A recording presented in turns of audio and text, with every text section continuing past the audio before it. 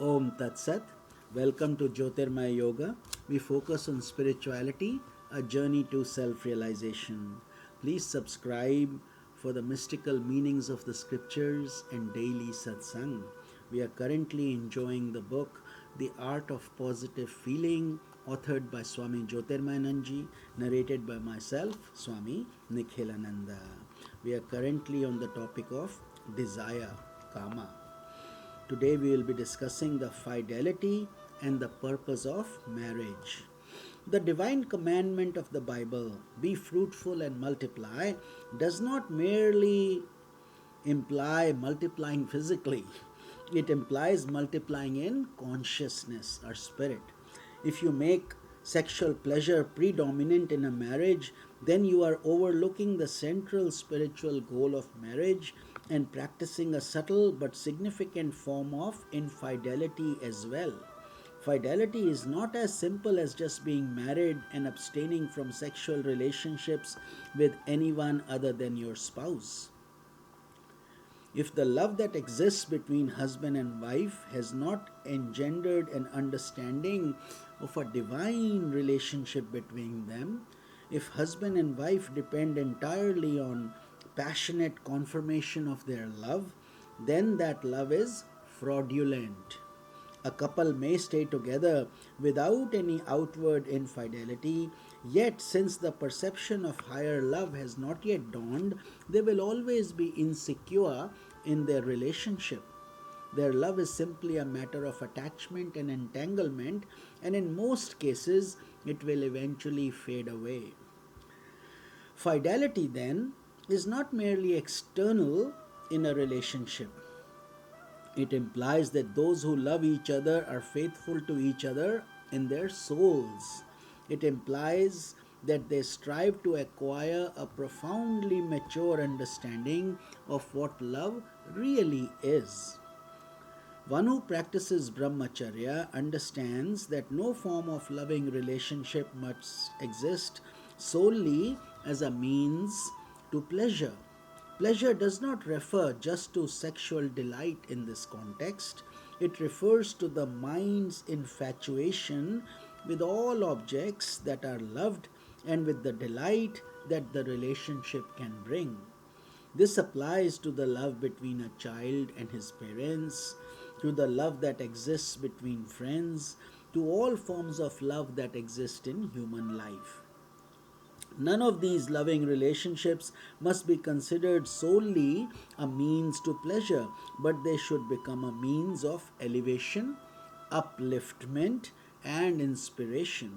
Your love for another passes the divine test if the one you love is led to elevation through your love. But if your love in any way degrades you and the person to whom your love is directed, there is a lack of true brahmacharya, a lack of true fidelity. Real love will not be confined to family, nor to a few friends. It becomes universal, cosmic, without a shadow of sentimentality of a lower nature, without a shadow of enslavement to biological instinct or to passion. This is the indescribably dynamic love which existed in the heart of Christ, in the heart of Buddha, in the heart of Krishna, in the heart of sages and saints, whose love continues to shine as a source of light and power for all. True love sees the beauty of the spirit. A story is told about a prince who considered himself very handsome and sensuous. One day he saw a farmer girl and became enchanted by her beauty. He proposed to her, asking if she would marry him right away. Because the young girl was already in love with somebody else, she was not interested in the prince, but she did not know how to reject him without making him angry. Then an idea entered her mind. She told the prince that she needed a little time before she accepted his proposal and asked him to come back the next day when she would be ready to marry him. The prince left cheerfully, dreaming of returning the next day to claim his bride. As soon as the prince departed, the clever young lady swallowed a powerful drug that rapidly made her looking ugly and deformed. So when the prince arrived the next day, in the place of the beautiful young woman, he found a sad looking creature that he could hardly bear to look at. "Where is the beautiful lady that I saw yesterday?" he asked. She replied, "I am the woman who is to be your bride." "But I am just not feeling well right now," horrified, the prince said. "You could never be my bride." And so saying, he rode hurriedly away. Just as that prince could see only the external form of the woman, not the beauty of her spirit, so too most romantic love is confined to the externalities of a person and is incredibly selfish. Therefore, when you find yourself drawn into a love relationship, you must ask yourself, if my partner grows old and loses the beauty and charm of youth, or is marred by an illness or an accident, will I continue to love with the same intensity? If the answer is no, then that form of love is merely frivolous, not real. Meaningful love, no matter what form it takes, demands understanding, sacrifice, and patience. It demands that the people involved in the relationship mutually assist one another in rising to higher and higher planes of understanding and awareness. If they do not strive to elevate each other in this way, the relationship will either break up or it will become a source of great pain and frustration. Thus, inspired by the natural urge to love and to be loved, men and women of greater sensitivity can move from lesser levels of love to the more sublime levels. As their understanding advances, they begin to love the Supreme Self, who is the reality in all.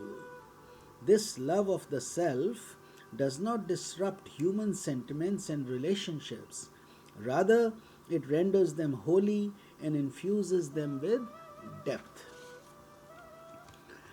When sex becomes a sin, the ideal of brahmacharya does not regard sex as a great shame and sin, but considers it as a creative force that should not be abused. The ideal of brahmacharya requires that your mind understand the implications and purpose of sex in your life and the possibility of transcending and sublimating that force towards mental advancement. Sex can be a means to a deeper life if it is promoted with fidelity and understanding. But if that deeper love is not in view, then sexual indulgence is mostly debilitating and degrading. The misuse of sex implies a lack of brahmacharya. When sex is misused, it becomes evil and can result in all types of vice and problems. If a person's sexual desires are not fulfilled, his mind can be overcome by a tremendous restlessness that gives rise to egoism, pride, jealousy, anger, greed, and many other negative qualities in the human personality.